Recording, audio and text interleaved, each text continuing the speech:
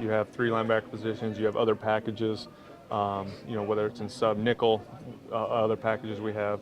You're going to find a way to get a guy with that much ability and leadership on the field somehow. And, some people might say it's a problem, but it's a good problem to have two guys who can play the type of football they play.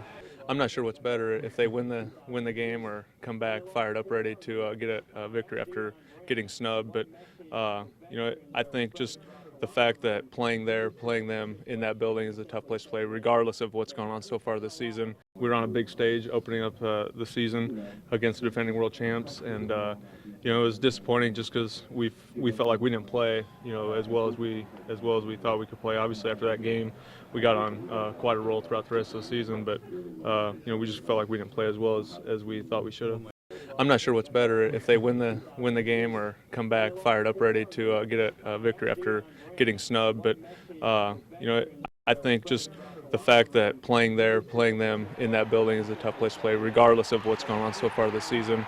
And two highly talented teams kind of in a position that nobody really expected us to be in, wins and loss wise. So it's a big game for both teams.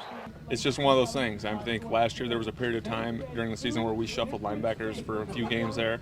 Guys played all sorts of different positions, but I think it's the strength of the guys on this team, and something that Joe Vitt has always expressed. You got to be able to play multiple positions just in case something like this happens.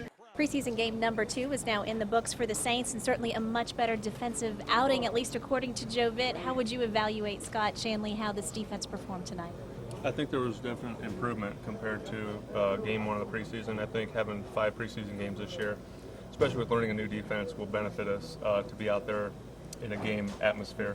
And there's no doubt in my mind with the smart guys that we have on defense learning this defense, it's just going to take repetition, and we still have a week of training camp to perfect those things. How much of this progress for this week do you think is attributed to being able to practice against that Patriots offense?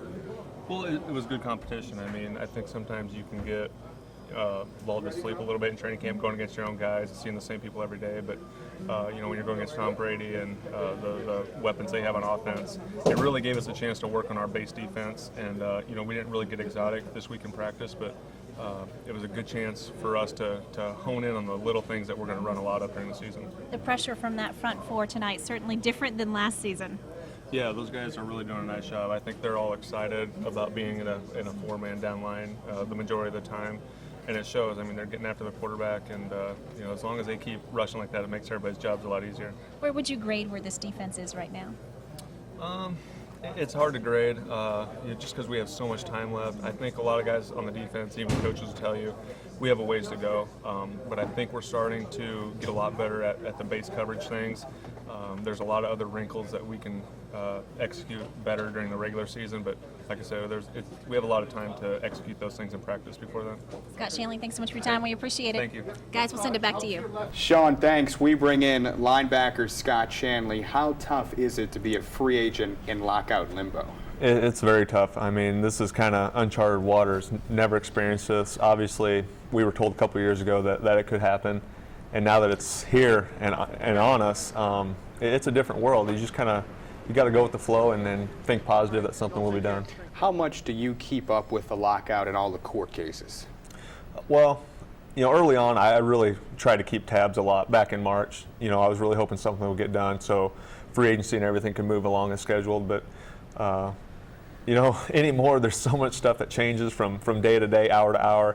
I just find out, just like everybody else does through the media and kind of what's going on, because when it does get finalized, when it really gets done, we'll certainly know.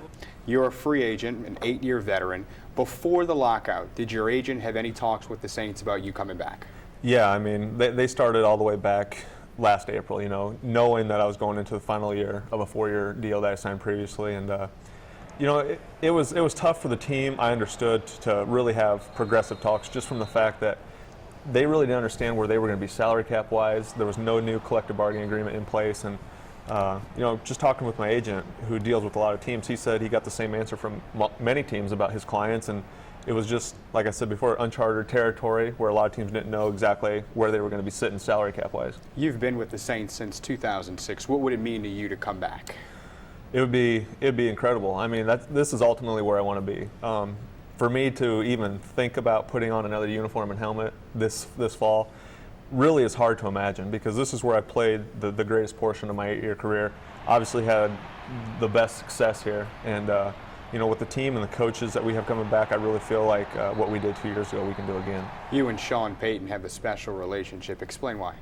Well, I think anytime you have previous history with a coach and played as much football for a guy like I have with Coach Payton, you just develop a bond. I mean, going back, we have history before with the Dallas Cowboys, and then starting here in his first year, and just seeing how he's built his program, from the ground up. I have a lot of respect for him, and I hope the feeling is mutual with his feeling toward me as far as playing for him. But it's just been an incredible experience, and it's been neat just to see where he started in year one. Your former teammates are holding player-only practices at Tulane, but you're not there.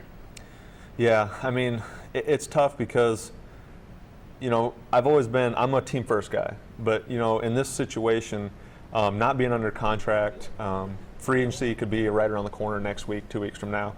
It's tough because I would never forget myself if I went down there, did something injury-wise, and free agency started next week. I mean, it's a tough situation as far as that goes. And like I said, I've always been a team-first guy, and it tears me apart a little bit to see those guys going through that and not being able to be there. Is that with Drew Rosenhaus, your agent? Does he tell all his clients, hey, the injury factor is too great, the risk with this? Yeah, Drew's really against the player-organized workouts. I mean, just from, like I said, the injury standpoint, so much riding on it. Don't get me wrong, it's good for these guys to be together, and it's very beneficial. This time of year is very beneficial to what happens in the fall.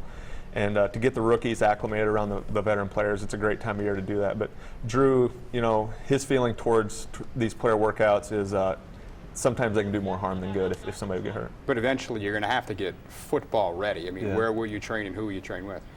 Well, right now, just trying to stay in shape, lifting and running and watching film and doing stuff like that. But like you said, eventually you got to get in some 7-on-7. You have to get some of those football movements. And, right now I really don't know. As long as, these continuing talks go on, hopefully something will get done before the season and training camp. But we'll see how that goes as the talks progress. You're not out there at practice, but have you still stayed in touch with Vilma and other guys on the team? Yeah, I talked with John when they first got together. They started organizing the workouts, and I had to tell him that I wasn't going to be attending because it wasn't a contract, and just doing that just didn't feel right, because I've never been a guy who kind of has just looked out for myself. But in this case, it just makes sense to do that. So it's been tough. I try to stay in touch with those guys as much as possible, though. So much more with Scott Shanle straight ahead. Still to come on the Final Play. Hear what Scott says about the rookie linebackers added to the mix. You're watching the Final Play on Fox 8.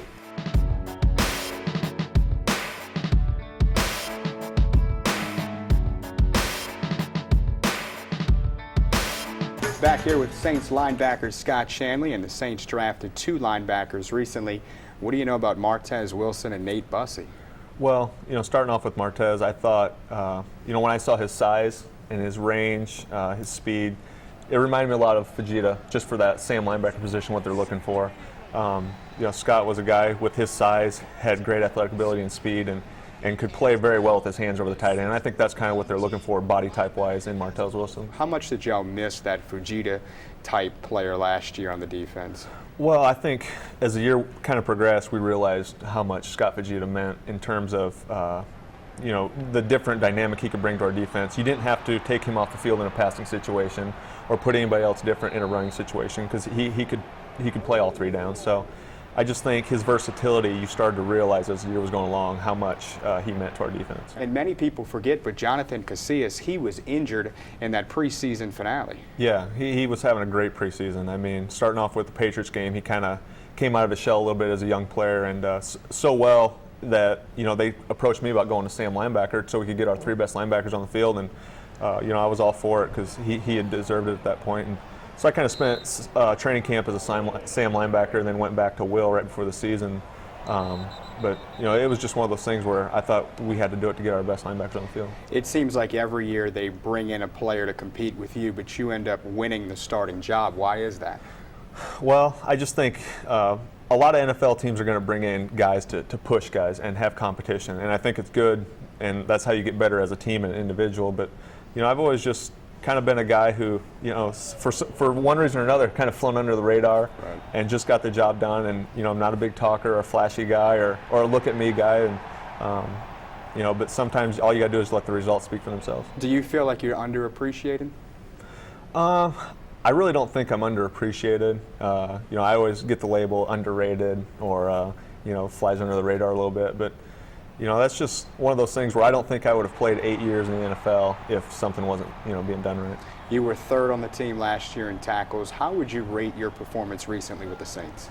Well, I think when I look back at last season, it won't be a season where I have to go back and tell my grandkids, hey, you got to check out that season, because I think in 08 and 09, I maybe played better individually, and last year for whatever reason, I had different injuries creeping up that I was dealing with, and the flow of the season just didn't go like it had before. So I think I can get back to my form that I had before last year. Now, say the lockout goes into July or August, which is expected. At what point will you have to say, hey, I've got to do some football work and maybe rejoin my former teammates?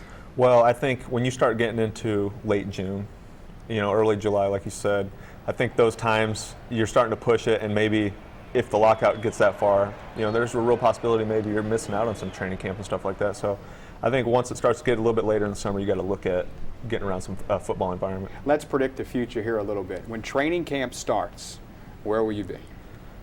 I'm going to say I'm going to be a New Orleans Saint. It's just too hard for me to imagine not running out onto Lambeau Field that opening night and playing more football here in the Superdome. That's linebacker Scott Shanle. Thanks for coming down. Thank you. The biggest difference is when, like Atlanta, we played there, the way they ran their offense with all the audibles back and forth. They would audible 3 or 4 times. And when they come into our building, it's maybe one audible. I mean, teams just don't trust the communication factor because of the noise in there. You guys went into Tampa Bay last time and slobber knocked them pretty much, and now the team looks a little bit different. Is LeGarrette Blount the difference with that team? Well, I think they've been an ascending team all year. Previous to when we played them before, they were kind of an ascending team. I think it was just one of those days for them. We played one of our better games of the year, and they kind of had an off game. But since they've been playing Blount at running back, he's kind of been what they've been looking for as far as getting their running game going. He does a great job back there, but I think you'd be hard-pressed to find a coaching staff and a head coach that has done a better job from year 1 to year 2. I have a lot of respect for what Raheem Morris has done down there. Well, and when you say that, like, what is it about what he's done down there that you really, really focus on as something you respect? Well, I just think, taking over year 1, when you look at what they did in his first year record-wise, and then to come back this year, and especially in this division, the NFC South is, in my opinion, the toughest division in football. To have his team in position to go to the playoffs in year 2 after the way year 1 kind of was a disappointment for them, I think he's done a great job. And, those players obviously believe in the direction and his philosophy that he has. It's really interesting, is it, that in the last game of the season that every single NFC South team plays a role on whether or not the Saints get number 1 seed in the playoffs. I mean, so you guys, there's every single team. Does that speak to like how competitive this division is? Yeah, I think, like I said, I think this division, in my opinion, is the toughest division in football. It's just been that way. I mean, talented teams, very well coached teams. But I think, when you look overall at the entire league, I think this is what the league wants. They want Week 17 to come down to a lot of different scenarios, and the fans want it as well. They want to see good football games in Week 17 and not have a lot of teams resting starters, so that's what they got this year. If Carolina does what most of us think is the unthinkable and goes into Atlanta and wins that game, you're going to let the 9-year-old come out a little bit? You're going to do a dance down the street? I mean, how do you think you're going to feel? Oh, I mean, if Carolina takes care of business, and obviously we have to take care of business, or it's no point at all. But I'll be pretty excited because I know from last year that bye week and getting all the games to go through our dome, it's tough for teams to come here and beat us. So I'll be very excited, that's for sure. You'll be excited. How surprised will you be? I'd lie if I'd say that I wouldn't be surprised. It's a tough place to go in. I mean, Atlanta has been a tremendous team this entire year. Carolina's had a tough season, and Atlanta's playing for a number 1 seed, so they got a lot to play for. And Carolina's they're playing just to play a game, really, and hopefully they can play spoiler for us, and we'll let Carolina know how appreciative we are. What, do you send them a fruit basket or what? Yeah, send them a card, send them something, but you got to do something to tell them thanks, so hopefully they come through for us. Sure. With if that doesn't happen, then it's looking like a strong possibility that it's going to be either Seattle or St. Louis. Now, number one, that Sunday night game. Are you running from the stadium, and are you guys going to be really focused on that Sunday night game? The The Sunday night game between St. Louis and Seattle Oh. to see who's going to win.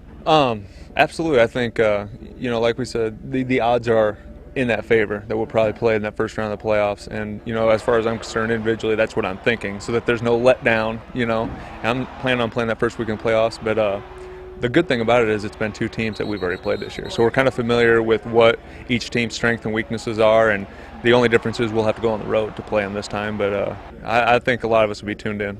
Well, and another big difference, of course, is that you won't be resting your starters the last week of the season. You won't have that bye. Is that necessarily a horrible thing? I mean, how do you guys look upon that?